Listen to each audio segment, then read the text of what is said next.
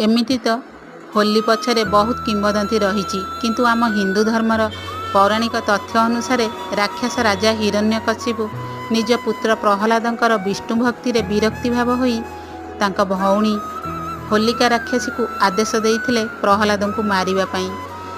होलिका राक्षसी जी कि ब्रह्माकठू एपरी एक वस्त्रर वरदान पाइथिले जहाकू परिधान कला परे अग्नि मध्य तांकर किछि करि परिबो नाही। सेई वस्त्र को परिधान करी से प्रहलाद को धरी अग्नि मध्य रे प्रवेश करिथिले, किंतु प्रहलाद एपरी विष्णु नाम जप करिथिले जहा फल रे सेही वस्त्र प्रहलादक देहरे आच्छादित हो जाइथिला एवं होलिका राक्षसी ध्वंस पाई जाइथिला। पुणी थरे खराब शक्ति भल शक्ति सामने हार मानिथिला। सेही खुशी रे आम धर्म रे होली पालन करा जाए।